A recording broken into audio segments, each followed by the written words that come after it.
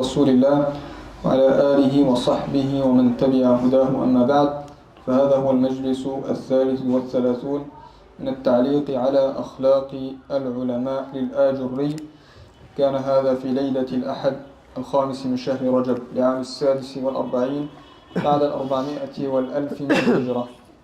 قال الإمام الآجري رحمه الله: وأما الحجة للعالم يسأل عن الشيء لا يعلمه فلا يستنكف أن يقول لا أعلم إذا كان لا يعلم.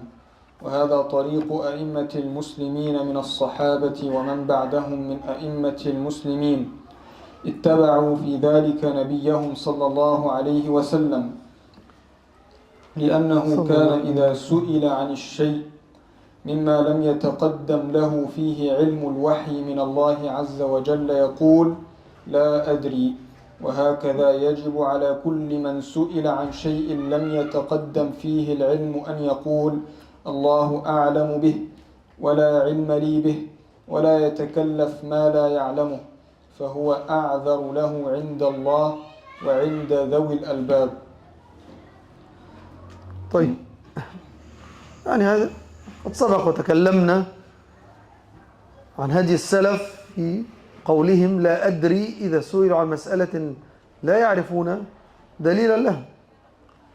وهي جنة العالم، جنة العالم لا أدري، جنة العالم لا أدري، التي يتقي بها أن يفتي بغير علم.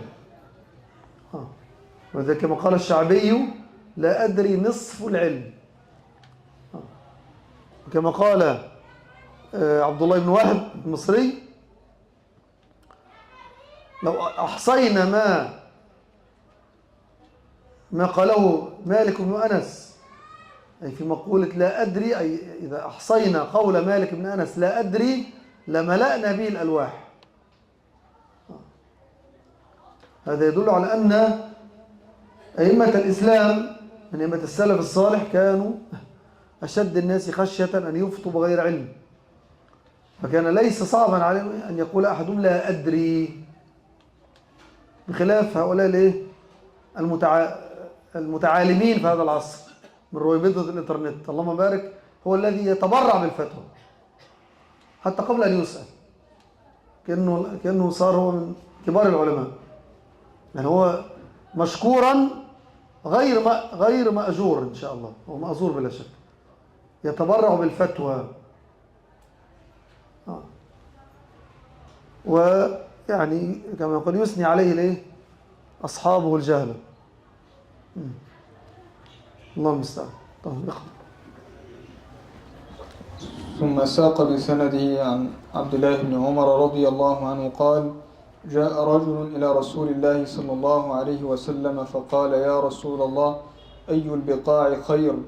قال: لا أدري، أو سكت. قال: فأي البقاع شر؟ قال: لا أدري، أو سكت. فأتاه جبريل عليه السلام فسأله فقال: لا أدري. فقال: سل ربك. قال: ما أسأله عن شيء. وانتفض انتفاضة كاد يصعق منها محمد صلى الله عليه وسلم. قال: فلما صعد جبريل عليه السلام قال الله تعالى: سألك محمد عن أي البقاع خير؟ قلت: لا أدري.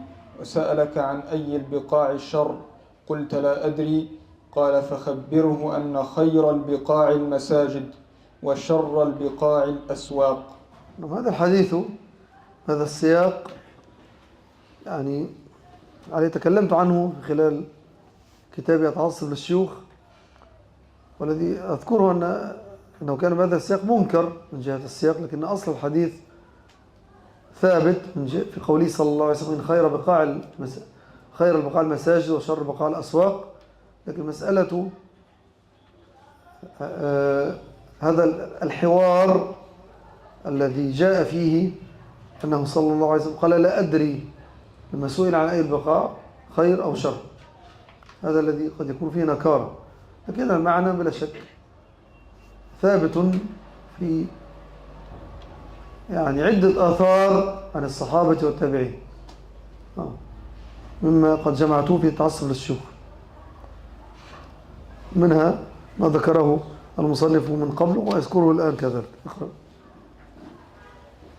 ثم ساق بسنده عن زادان أبي ميسرة قال خرج علينا علي بن أبي طالب رضي الله عنه يوما وهو يمسح بطنه وهو يقول يا بردها على الكبد.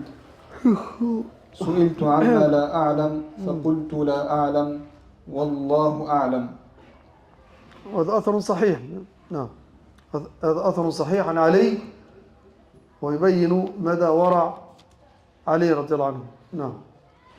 ثم ساق بسنده عن مسروق قال قال عبد الله أيها الناس من علم منكم علما فليقل به ومن لم يعلم فيقول لا أعلم والله أعلم فإن من علم المرء أن يقول لما لا يعلم الله أعلم وقد قال الله تعالى قل ما أسألكم عليه من أجر وما أنا من المتكلفين.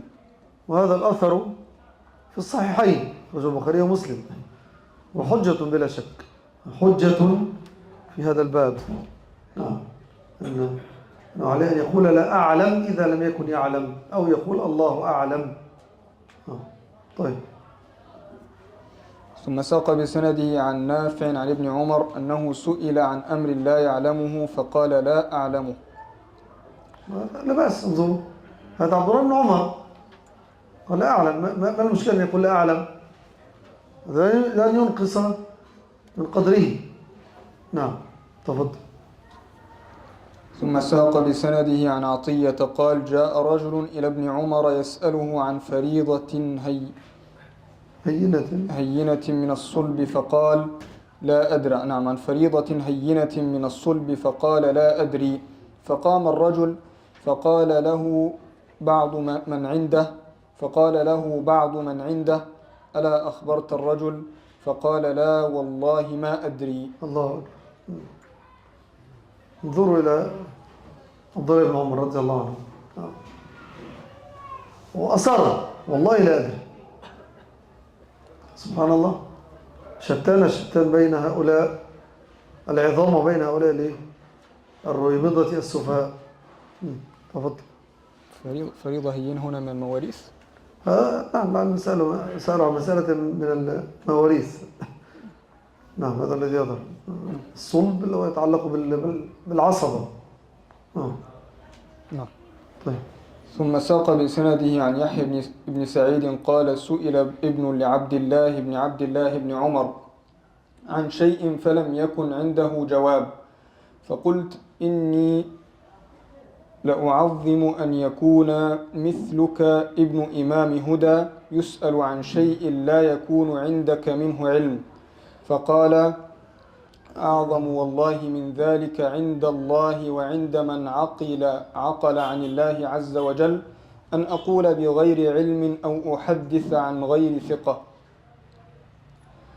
ثم ساق بسنده عن عبد الرزاق قال كان مالك يذكر قال كان ابن عباس يقول إذا أخطأ العالم أن يقول لا أدري فقد أصيبت مقاتله. أيوة، هذا هو. نعم. ثم ساق بسنده عن أحمد بن حنبل قال عن أحمد بن حنبل أبا عبد الله رحمه الله قال سمعت الشافعي قال سمعت مالكا قال سمعت ابن عجلان قال إذا أغفل العالم لا أدري أصيبت مقاتله. نعم، وهذا سند صحيح كالشمس فيه هؤلاء الأئمة، هذان الإمامان أحمد بن حنبل، بل هؤلاء الأئمة. نعم، أحمد بن حنبل والشافعي ومالك. وهذه من المرات القلائل التي يجتمع بها الثلاثة في سند واحد. هناك من جمع هذا في جزء صغير، أي مرويات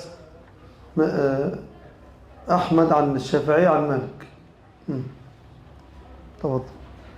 ثم ساق بسنده عن عبد الرحمن بن مهدي يقول جاء رجل إلى مالك بن أنس يسأله عن شيء فقال له مالك لا أدري. قال الرجل فأذكر عنك أنك لا تدري؟ قال نعم احكي عني أني لا أدري.